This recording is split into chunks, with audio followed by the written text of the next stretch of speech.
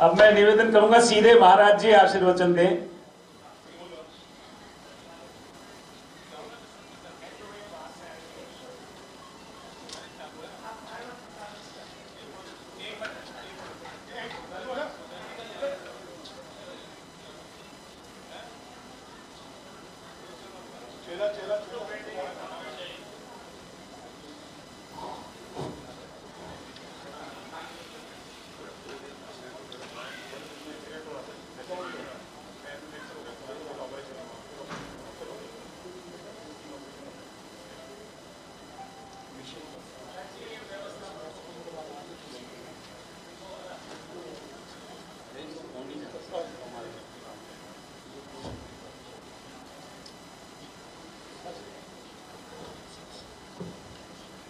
मंगलम भगवान विष्णु मंगलम गणपति मंगलम पुंडरीकाक्षाय मंगलास्तनोहरि।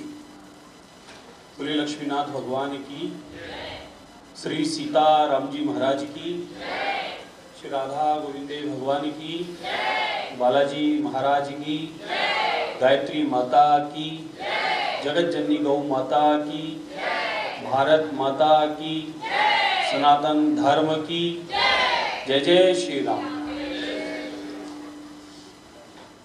बहुत ही सुंदर अवसर, सांस्कृतिक सज्जन पखवाड़ा के तहत अखिल भारतीय संत सम्मेलन का आयोजन। सभी विद्वज्जन,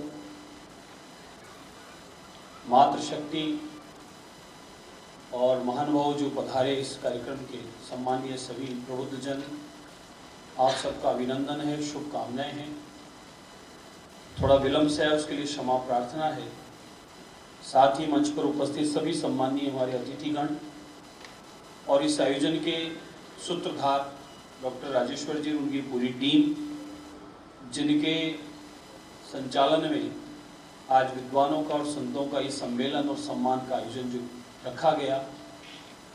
विशेष संस्कृत अकादमी को धन्यवाद, साधुवाद, जो निरंतर संस्कृत और संस्कृति के उत्थान के लिए, संस्कृत और संस्कृति के संरक्षण के लिए संपूर्ण प्रदेश में अकादमी के द्वारा निरंतर कार्य किए जाते हैं।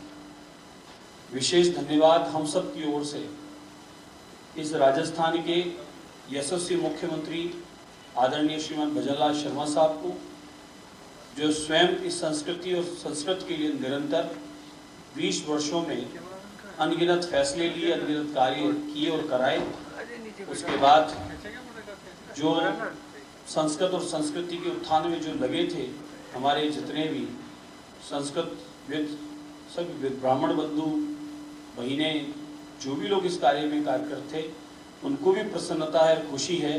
और निरंतर संस्कृति को और संस्कृत को बचाने के इस उत्थान में आप सब जो लोग लगे हैं, मैं आप सब की ओर से आदरणीय मुख्यमंत्री महोदय को बहुत बहुत साधुवाद देना चाहता हूँ और आप सबकी तालियां भी चाहता हूँ।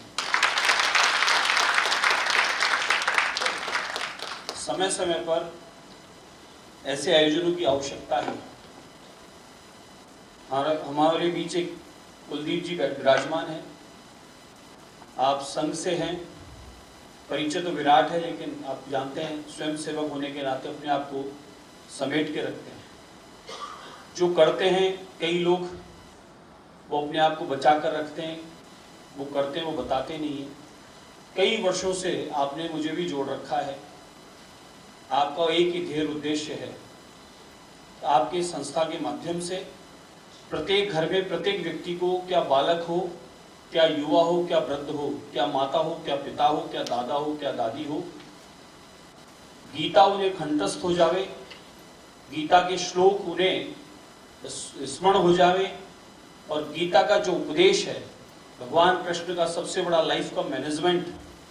भगवान कृष्ण तीन लोक के नाथ है, लेकिन साथ में बहुत बड़े दुनिया के प्रोफेसर भी हैं, जो उन्होंने लाइफ का मैनेजमेंट, सारी समस्याओं का समाधान, सभी उलझनों का समाधान उस गीता में अंकित किया। अपने उद्बोधन के माध्यम से, प्रवचन के माध्यम से अर्जुन को छात्र और शिष्य मानकर जो उपदेश दिया, उसको घर घर और जन जन में पहुंचाने का काम आपकी संस्था के द्वारा संस्कृति बचाने के लिए निरंतर किया जा रहा है। इसी क्रम में पूजा प्रकाश पुस्तक, एक सरल पूजा पद्धति, उसके माध्यम से प्रत्येक वैष्णव को प्रत्येक जाति पंथ को मानने वालों को हमारी पूजा पद्धति, घर में हम लोग कैसे यज्ञ इत्यादि करें, हमारी प्राचीन परंपरा सूक्ष्म ही सही लेकिन वो परंपरा जीवित जागृत रहे और उस परंपरा के माध्यम से घर घर में हमारी सनातन संस्कृति का उत्थान होता रहे, उसके लिए कैसे काम किया जाए उस पर भी आप काम कर रहे हैं। मेरा सौभाग्य है, हम लोग साल में एक बार गीता महोत्सव मनाते हैं। उस महोत्सव के तहत छोटे छोटे बालक बालिकाएं हमारे शिविर में आते हैं, उन्हें प्रशिक्षण देते हैं और किसी माध्यम से उनको श्लोकों का वाचन इत्यादि जो उन्होंने किया है, जो उनका श्लोकों के माध्यम से हिंदी अनुवाद जो उन्होंने पढ़ा और सीखा है उसका वो लोग वाचन करते हैं और उनको हम सम्मानित करते हैं। आप लोग भी कोई इस संस्था परिवार से, ये निःशुल्क सेवा है हमारी ओर से, कोई संस्था परिवार से अपने बालक बालिकाओं को जोड़ना चाहते हैं, संस्कारों को गीता के माध्यम से, श्लोकों के माध्यम से उनके भीतर देना चाहते हैं, तो आप लोगों का स्वागत है। आप हमारी संस्था के द्वारा जुड़कर अपने क्षेत्रों में, अपनी कॉलोनी में, अपनी सोसाइटी में कार्यक्रम करवाकर, और हमारे प्रशिक्षणार्थी आते हैं और वो आपके बालक बालिकाओं को, बड़ों को, छोटों को, जो भी चाहते हैं उनको जोड़कर उनको गीता से जोड़ने का कार्य करते हैं। संपूर्ण देश और दुनिया में जो संस्कृति के लिए काम करना चाहते हैं उसके लिए संस्कृत अति आवश्यक है। संस्कृत अकादमी तो अपना काम कर ही रहा है, लेकिन हम सबका भी दायित्व बनता है कि देववाणी, भारत की प्राचीन भाषा, दुनिया की जितनी भाषाएं उनकी जननी और दुनिया की मैथ्स उसकी जननी हमारी संस्कृत है। उसके लिए हमारे को सबको जुड़ना चाहिए। वाणी भी शुद्ध होती है, मन चित्त भी शुद्ध होता है और उसके माध्यम से हम परमात्मा से भी जुड़ते हैं। आप और हम इस संस्कृति के संरक्षण के लिए किसी न किसी रूप में काम कर रहे हैं, आगे करना भी चाहते हैं। हमारे को ऐसी संस्थाओं से बल मिलता है, ऐसी संस्थाओं के द्वारा हम लोगों को काम करने का मार्ग मिलता है और हमें ऐसे कामों को आगे बढ़ाना ही चाहिए। प्राचीन काल में गुरुकुल परंपरा एकमात्र भारतवर्ष में थी। बहुत सारे लोग बड़े प्रसन्न होते हैं, मेरा बच्चा विदेश में पढ़ के आया है, फलानी डिग्री लाया है, ये है वो है, ऐसा ऐसा। लेकिन हमें मन में उसकी विचार आता है कि अरे पूरी दुनिया तो पढ़ने भारत में आती थी, पूरी दुनिया की सबसे बड़ी लाइब्रेरी भारत में थी और अनगिनत आतंकवादी जो आए उन्होंने संस्कृति को मिटाने के लिए सर्वप्रथम काम किया। धन लूटा बाद में, संस्कृति को पहले मिटाने का काम किया। भले वो मठ मंदिर आश्रम हो, गुरुकुल परंपरा पद्धति हो, हमारे संस्कृति से जुड़े हुए जितने भी कार्य हो उन सबको मिटाने का काम किया। भले वो खान पान में परिवर्तन किया हो, स्वभाव में परिवर्तन हुआ, शिक्षा में परिवर्तन किया हो, तो हमारे कार्य क्षेत्र में परिवर्तन हो गया और हम लोग नमन प्रणाम या नमस्कार से जुड़े थे, वो ऐसे ऐसे कई कई परिवर्तन आ गए। ये सब सोच समझ कर किया गया, षड्यंत्र रूप में किया गया कि आप और हम अपनी संस्कृति से हट जाए। पूरी दुनिया का पूरा भूगोल उठाकर देख लें, जिन देशों में संस्कृति खत्म हो गई आज उनका अस्तित्व खत्म है। पूरी दुनिया में सनातन संस्कृति ही थी कि आज भारत में भी उसको खतरा कई बार लगने लगता है। लेकिन ऐसे आयोजन होते रहे, ऐसे संस्थान हमें किसी न किसी रूप में जोड़ते रहे, तो ये मानो कि ये कितना भी लगातार 1200 वर्ष का जो इनका इतिहास है ये मिटाने वाले खुद ही मिटते चले जाएंगे और ये संस्कृति हमेशा सबसे प्राचीन, जिसका सनातन, जिसका जन्म का पता नहीं, जिसका अंत का पता नहीं। आप हम सब प्रत्येक कण में, प्रत्येक जीव में देवता ही स्वरूप मानते हैं। एकमात्र भारत की ही ऐसी परंपरा है कि जल को भी देवता मानते हैं, नभ को भी देवता मानते हैं, प्रकृति को देवता मानते हैं, पंच तत्व को ही देवता मानते हैं, भगवान मानते हैं, उसकी उपासना करते हैं, यानी उसके संरक्षण के लिए भी काम करते हैं। जो देने वाला उसकी आराधना भी करते हैं, देवता यानी देने वाला, हम हमेशा उसके लिए काम करते हैं। भले वो पीपल बड़ की पूजा करके हमारी माताएं इस प्रकृति को बचाना चाहती हो, बट सावित्री व्रत से लेकर अनगिनत कितने व्रत हैं, ये सारे एक ही संदेश देते हैं।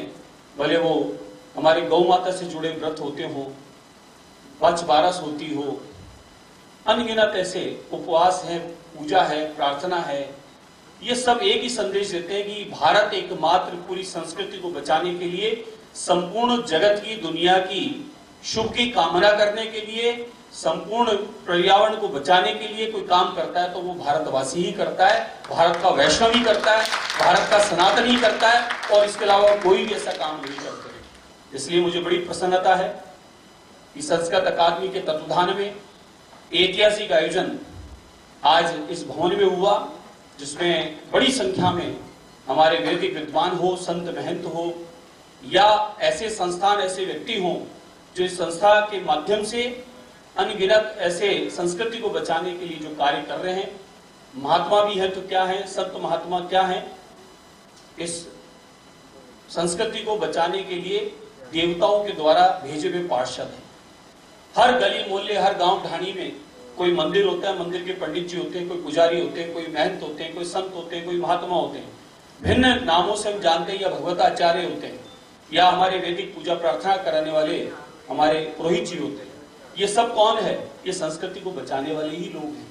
ये गांव गांव ढाणी ढाणी में रहकर ये हमारी संस्कृति को बचाने के लिए, हमारे संस्कारों को नई पीढ़ी में भी पहुंचे उसके लिए काम कर रहे हैं। इन लोगों की आप हम सबको सम्मान के साथ साथ इन लोगों के लिए हम सबको काम करना चाहिए। अगर ये सब नहीं होगा, जो परिस्थितियां आप देखते आ रहे हैं, 1200 साल का संघर्ष आप हम करते आ रहे हैं, अनगिनत आक्रमणकारी, भले वो मुगल थे कि अंग्रेज थे कि यमन थे या औरंगजेब या उनकी औलादें थी, उन लोगों ने आक्रमण करके हमारी संस्कृति को मिटाने के लिए काम किया। आज दूसरे रूप में काम कर रहे हैं। उन सब का जो मन है वो कहीं ना कहीं हमारी संस्कृति को मिटाने का है। उसको रोकने के लिए आप हम सबको कहीं ना कहीं ऐसे कामों में अपना योगदान और मदद करते हुए आगे बढ़ाना चाहिए। मैं आज विलंब से आया, उसके लिए तो क्षमा मैंने मांगी है, लेकिन मैं विलंब से आकर भी एक अच्छे कार्य में, पुनीत कार्य में, एक धर्म कार्य में, एक संस्कृति परंपराओं के बचाने के कार्य में कहीं ना कहीं सम्मान में आप लोगों के बीच आकर मैं अपने आप को सम्मानित महसूस करता हूं। उन्हें आपको बहुत बधाई, शुभकामनाएं अपनी ओर से प्रेषित करते हुए जय तु संस्कृत, जय तु संस्कृति। धन्यवाद।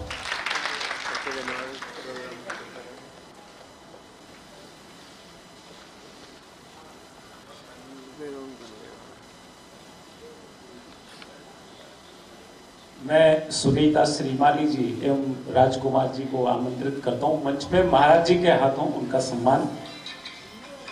देखिए महाराज श्री, आज हमने यहाँ पर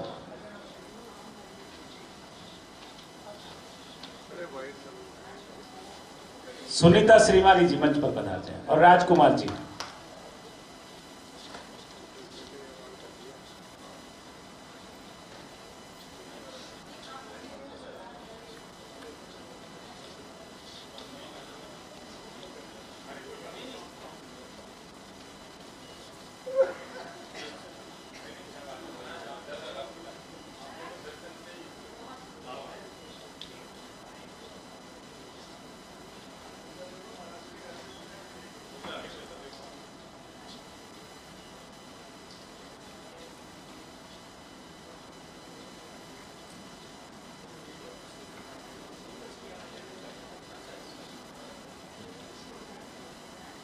टीसीजी कहाँ जा रहे हो?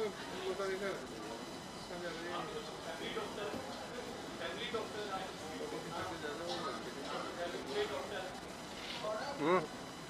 फोटो भी जाना जा रहा है। नहीं लूँगा। देखना भी स्टेज पर नीचे से क्या जाओ? जा रहा है। नीचे खड़ा हो गया।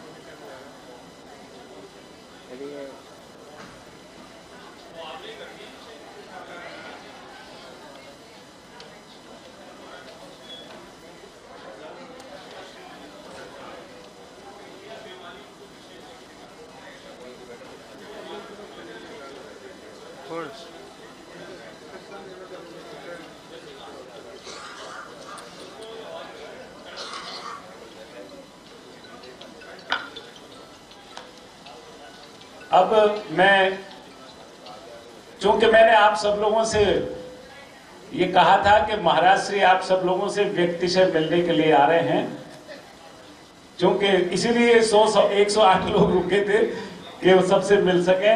तो इस कार्यक्रम को अब मैं यहीं पर विराम दूंगा। आप सब लोग यहाँ पर पधारे, उसके लिए बहुत बहुत धन्यवाद। आप सभी का आभार। जय Shri Ram. City Live, a platform to sharing your thoughts.